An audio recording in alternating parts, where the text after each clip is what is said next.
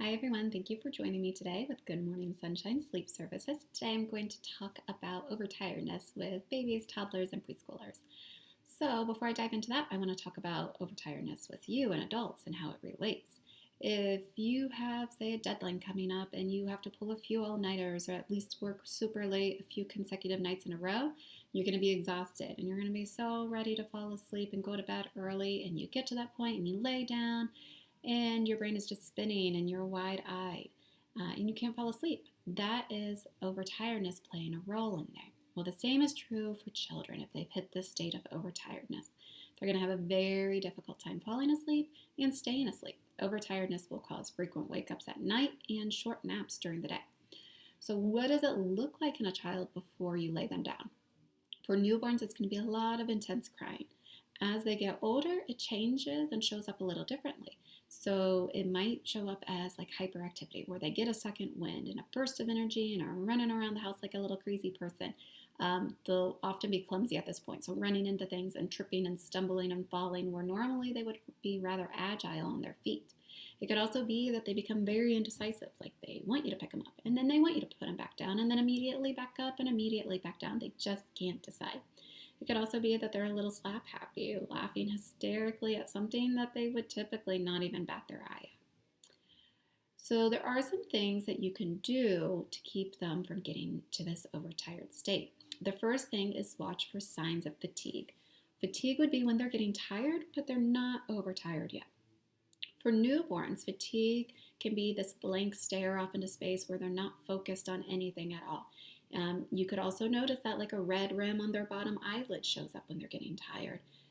It could also be that they are, arching their back and twisting their neck like they're almost rooting, burying their face into the chest or neck of whoever's holding them. If they've eaten in the last hour, chances are they're not hungry and that they're actually just letting you know that they're tired and that they're trying to get away from the stimulation around them. They look very similar as to when they are hungry. If you feed a child at this point, chances are that they would snack a little and then fall asleep on the breast or the bottle pretty quickly. So you do want to avoid this. As they get older, signs of fatigue, they have a little more hand-eye coordination, and so they find their face. Pulling on ears, rubbing their eyes, rubbing their cheeks, maybe even the thumb goes into the mouth. They'll still do this blank stare that I was talking about with the newborns. You'll also catch older children yawn a little more than when they're really little. And if you see them yawn, then it's time to, wrap up whatever you're doing and get them to lay down before overtiredness sets in. The other thing that you can do is pay attention to wake windows. So wake windows are how long a child is awake at a time in between sleep.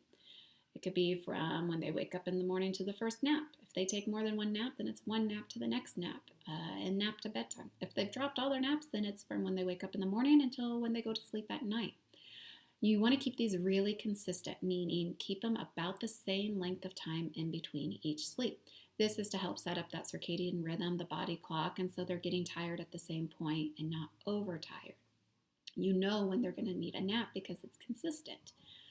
For example, a newborn really can only handle about 45 minutes to an hour of awake time before they need to go back to sleep again. So if a feeding takes 30 minutes for them, then they really only have about 15-20 minutes before you need to lay them down again. And this cycle repeats continuously throughout the day. So say they wake up at 7 in the morning, then 7:45 you're going to try to lay them back down. And they wake up from the next nap, you're going to count 45 minutes to an hour later. These wake windows will extend over time as they get older. They develop a little more and can handle more awake time. And you'll notice how these expand just by when there's signs of fatigue are showing up.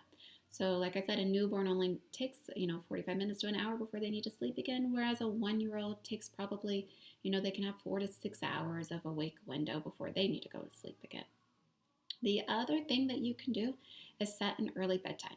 This is to help keep that consistency for the wake windows, from the last nap of the day to bedtime. And it also helps prevent overtiredness at night. You don't want them up too late or they're going to struggle to fall asleep and stay asleep. So that's everything on overtiredness today. If you have any questions, feel free to reach out. Thank you for joining me.